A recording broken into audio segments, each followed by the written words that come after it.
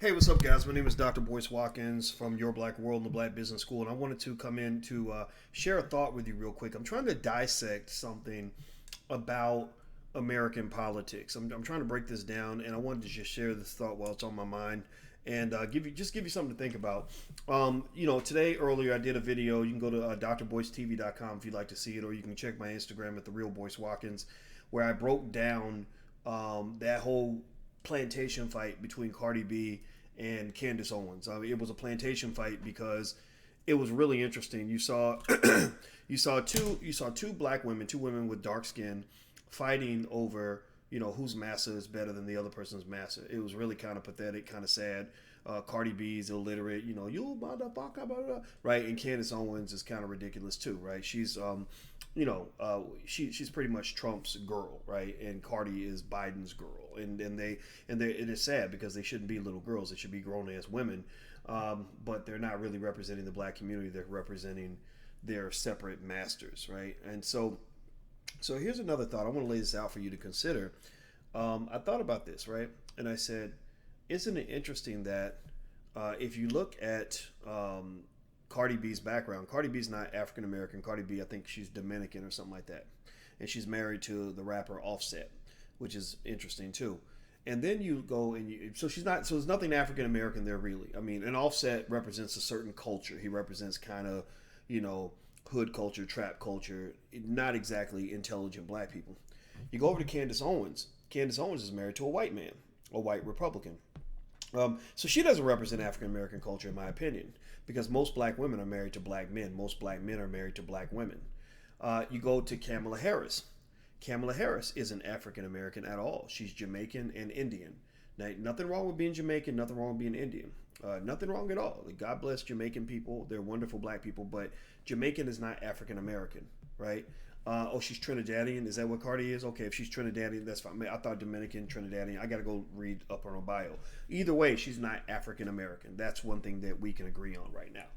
So process this for a minute, right? You have millions and millions and millions of African American women who are regular sisters out here, married to black men, repping for the black community. They're not, they're not half Indian. They're not married to white guys. They're not, they're not dating women. They're not part of the LGBT space. No disrespect. If that's who you are, that's fine. Why are those women not represented? I'm really curious about that. Why is that not represented? Why can't Joe Biden have people in his camp where he could say, here's a black woman married to a black man. Here's a black man married to a black woman, African American. Both of them are African American. One grew up in Brooklyn, the other one grew up in Mississippi. Why are black people not represented in that way? Now, somebody says Kamala's not Jamaican. She wasn't born in Jamaica. I thought she was Jamaican. I thought her father, Donald Harris, was a Stanford economics professor who's Jamaican.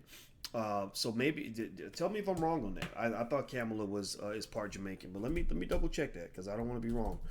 So because I'd be stunned if I was that far off, because I thought that she was Jamaican, but also remember this: her husband is also not a black man.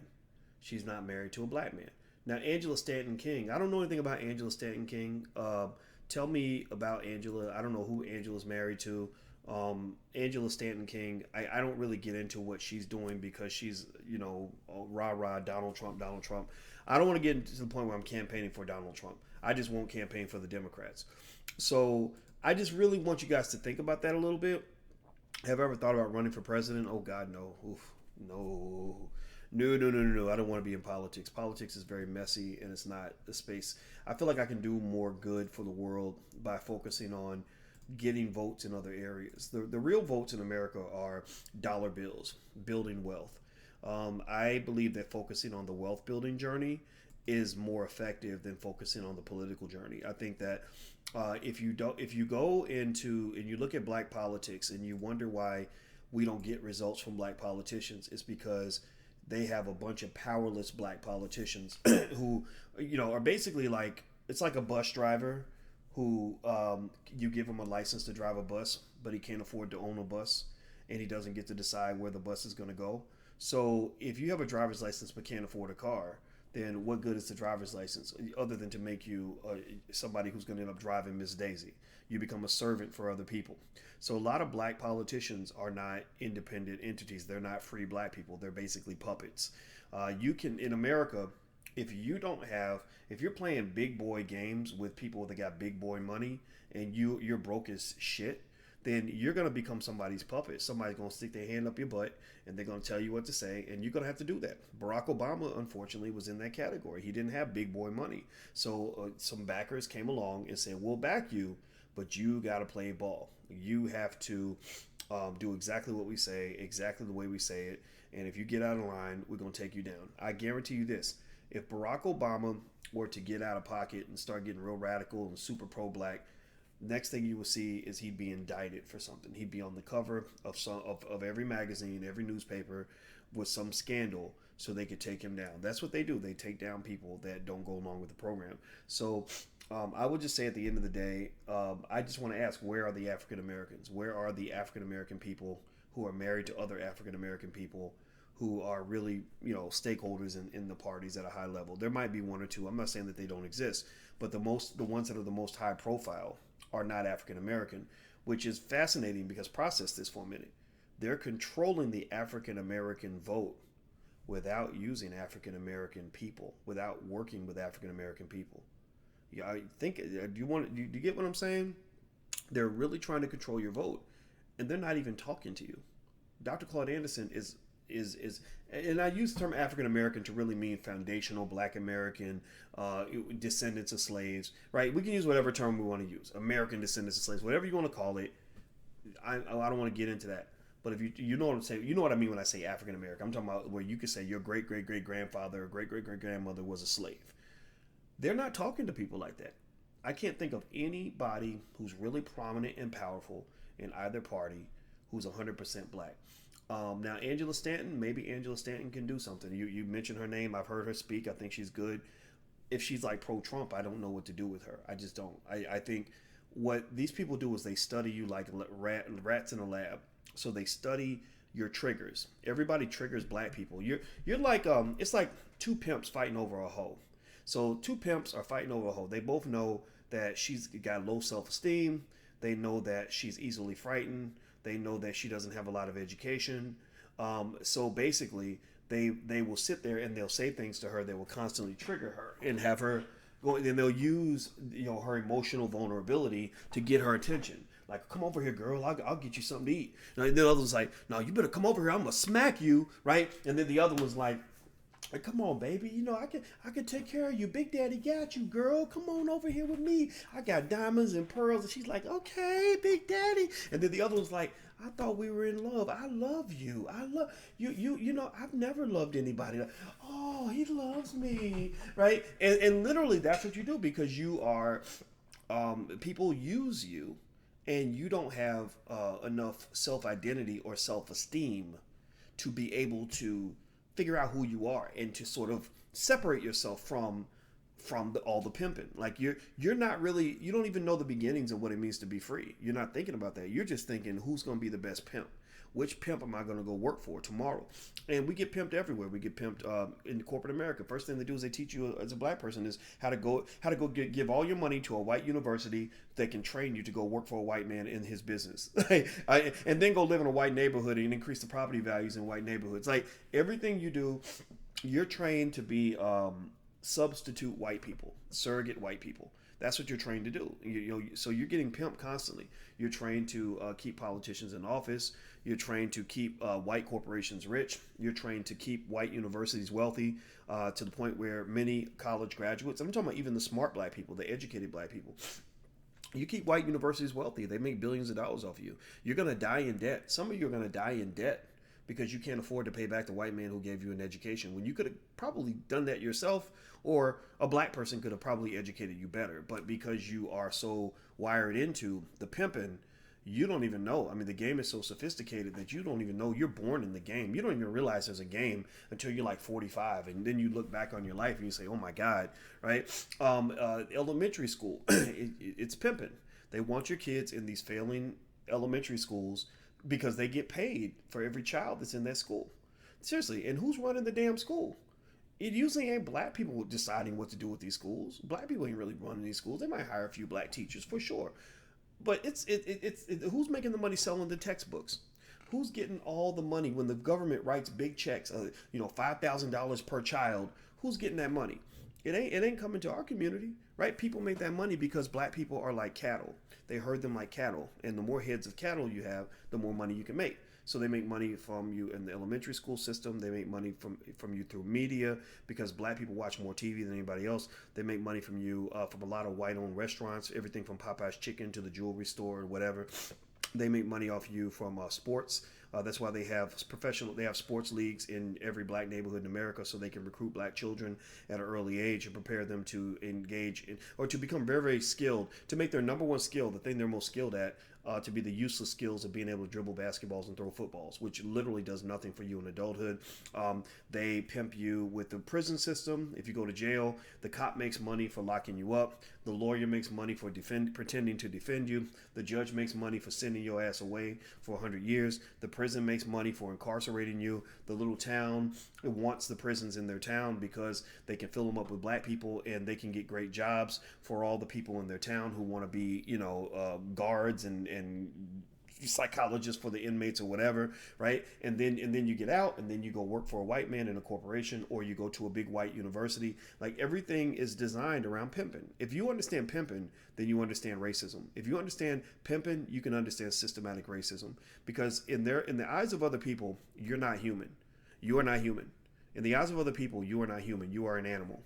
And if you want to understand how black people are sort of muddled through and herded through, just look at how we deal with pigs or cattle. That's literally what we are. They herd you through like cattle. So the Democrats will pay people who become sheep herders, who are basically elite Negroes. Now these individuals are not subhuman, but they're not fully human. They're like half human, right, in their minds, right? So they'll go to a Roland Martin or an Angela Rye or whoever, and they will give them the hookup, and they'll say, look, we'll take care of you. We'll give you access to all the wonderful things that you've dreamed about your whole life, like, being next to white people or coming to the White House Christmas party. We'll let you sit next to us on one condition. You have to herd the cattle. You must herd the sheep.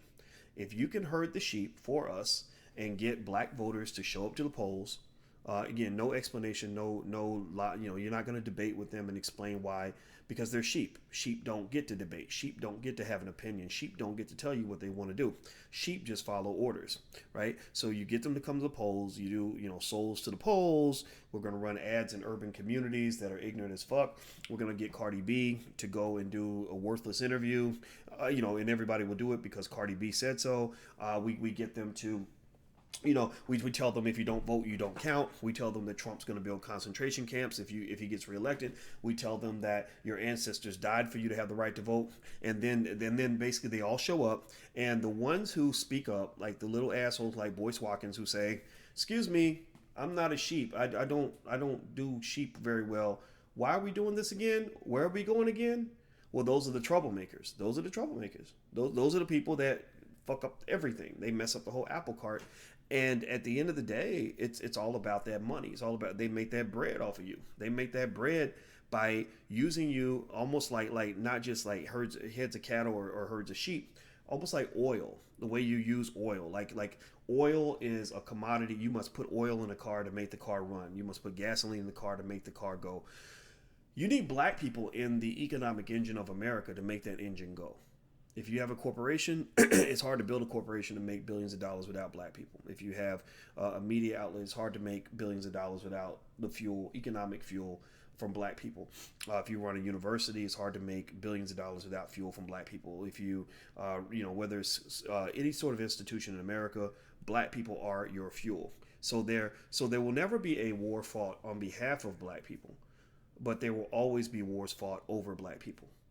Right? Nobody will fight for the hooker, right? But there's always going to be pimps fighting for possession of the hooker because they know these hoes will make us money, right? So there's always going to be a war between the pimps. Your pimps are the Democrat and Republican parties. The pimps are always going to go at it. They're going to kill each other, fight each other, tear each other down, because everybody wants to have access to the hoe. Everybody loves the hoe, but nobody cares about the hoe, right? Like, I love the hoe, I need the hoe. If without the hoe, I'm gonna go broke. But if you ask me, like, well, but what about her? Do you care about, or him, or whatever, right? Do you care about the hoe?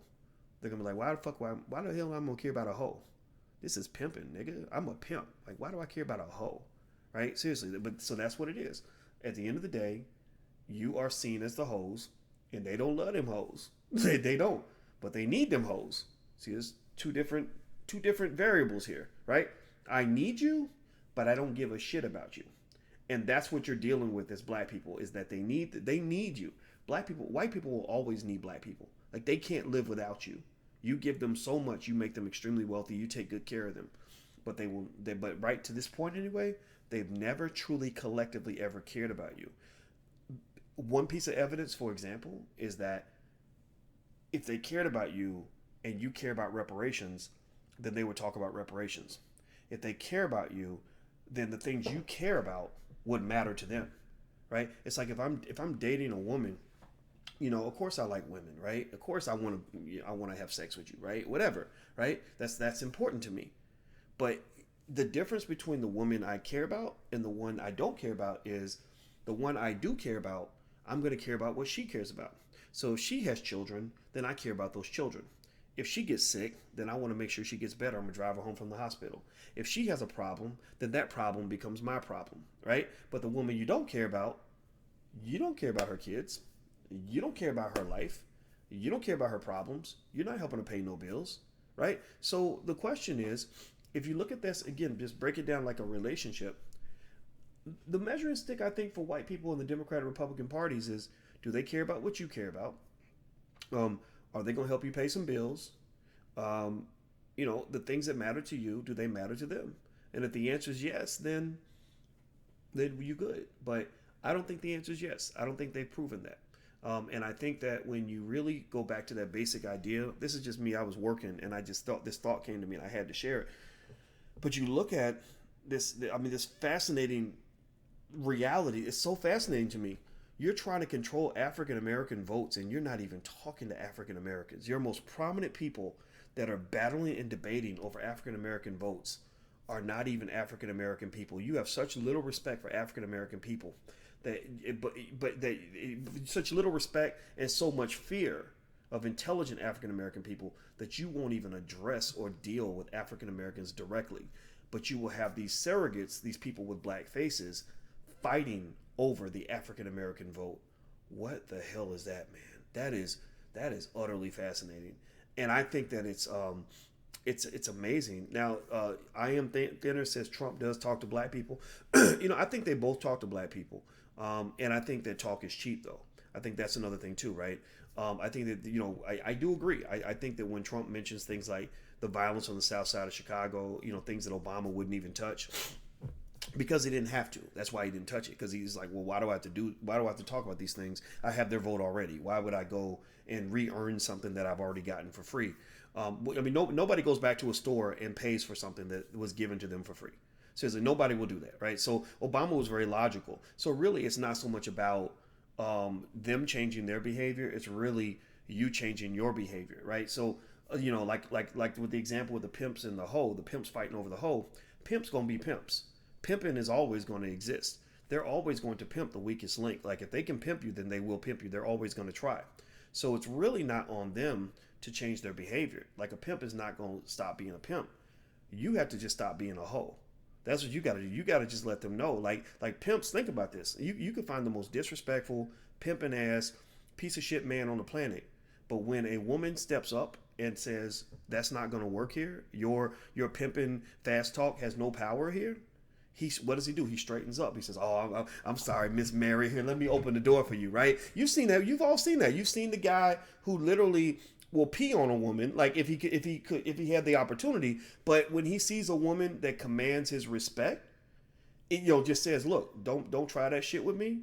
He straightens up. He changes his behavior because he's dealing with a different kind of person, right? And it's not right. It ain't fair. Maybe my analogy is a little too crass. I have no idea.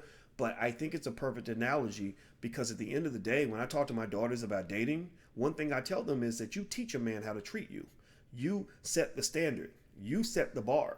And the men who really want to be with you are the ones who are going to jump the bar. And what's going to happen is that it's not going to seem like you're winning. You're going to think the hoes are winning because the hoes will get all the attention. The hoes will get all the men. The women showing their ass on Instagram are going to get all the likes and everything else.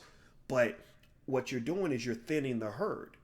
By setting the standard, you're making people jump higher, and some people are just not going to be part of your market. Like certain guys, the shitty guys are going to eliminate themselves from the process. There are really bad, horrible people who will not approach a woman who has like basic decency and self-respect. They'll be like, damn, okay, she's one of these self-respecting ass women. I'm gonna go over here to the hoes, right? And you should let them do that. Like, let them do that. So I think that maybe we can think about this with the black vote, right? Like, if they want to go get some hoes, they can go get some hoes. Whatever they got, whatever they're going to do to go get other people, they can do that. But they're not going to get that from me, right? Because I'm going to set a standard. I'm going to set the bar at a certain level. And I think that when you think about it, it's just like dating. You set the bar, and you may not feel as comfortable because you're gonna get cussed out. Like, think about this, right? The lady who tells a guy, like, look, I'm not doing all that. I'm not going home with you, right? Well, there's some guys who don't like it. Some guys be like, oh, you old raggedy bitch, oh, stuck up bitch, right? They go like, just like they talk about, they say that to me. Like, they look at me like, oh boy, you a stuck up bitch, oh, raggedy, asking for something for your vote. Who makes you so special? Talking about reparations and stuff, raggedy bitch, right? I get beat up. I get attacked constantly. I have people constantly attacking me online, but I don't give a fuck. I give zero fucks about any of that because I know you're angry, because I respect myself, because I've told you that you're not going to come in here with the okie doke and get me to just go along with the crowd because you said so. Slavery ended in 1865. It does not exist in my house. So go get you some hoes. Go get you some cheap votes. If you got some people out there that will vote for you just because you told them that their great-grandfather died for them to vote. Did nobody even go ask the grandfather? Did nobody even go ask your ancestors what they died for, right? But they'll be like, oh, well, I talked to your great-grandma, and your great-grandma said that she died so you could vote for Joe Biden. Well, if somebody's crazy enough to fall for that, I can't help them. But I know better. I'm not falling for that. I'm willing to work with you, you know, like it's like dating, like maybe the girl will give you some ass, but you gotta treat her right. You know, you like take her out to dinner, call her a few times, like show some respect, right? And then you can earn it, but you gotta earn it, right? Every woman, you know, eventually wants to meet a guy who meets the standard, but they're not gonna let anybody up in their house. Okay, so that's it. That's I probably worked that analogy to death, but I think it's such a perfect analogy, and I just think that that's the best way for us to really understand it. You are being pimped, and that's all it is to it. Don't let nobody pimp you. And I reiterate this point because I know people like to misinterpret things. I want to reiterate, I am not telling you who to vote for. I'm not telling you to vote for Trump. I'm not telling you to vote for Biden. I'm not telling you to vote independent. I'm not telling you to vote at all. I'm telling you to do what I think is the best advice I can give you. Do what's best for yourself. Please. Give me a yes or no if you get what I'm saying. And then if you see somebody say, Dr. Boyce is out here telling black people not to vote, please say something and just say like, no, he didn't actually say that. Here's exactly what he said. And I think that's really important because people out here lying, man. They will lie to pursue that. Politics is the dirtiest piece of shit arena I've ever seen in my life. Like, people will just come out and just make stuff up. And it's insulting to your intelligence. There's no integrity. There's no progress being made. It's just a stupid old ugly ass, nasty ass, muddy ass game. So if you want to know why I'd never be a politician, that's exactly why. Because good people don't get elected. People that want to do the right thing don't get votes. People that are really trying to make the world better don't get opportunities. The people that get opportunities are the ones who will lie to you, play games with you, manipulate you, and feed you a bunch of crap. And I don't want to do that, man. I want to get real progress. So I would rather have power outside the system than to try to be in the system, because I don't believe black people in the system should have or I don't believe they have any power at all. I don't believe that they're actually getting anything done. I don't believe that they care to. And even if they care to, I don't believe that they could. I really don't. I think the power is going to come from the people outside the system who join forces and really come together with something special. So that's my 2 cents on it. Thank you for listening. Have a good day. Hit the thumbs up button, share, and subscribe button. Please subscribe to drboycetv.com. This is the home for intelligent black people. So if you are intelligent and black and tired of the BS, you can go to drboycetv.com. I also have a Spotify podcast. I don't know if I mentioned it to you guys, but you can go to the drboycebreakdown.com. THE, that's the drboycebreakdown.com. And now I know that, Spotify probably won't promote my podcast as much as they'll promote Cardi B, but if you want something a little different, check out the drboycebreakdown.com. All right, guys, I'm out of here. Have a good day. I'll see you soon. Be good. Peace.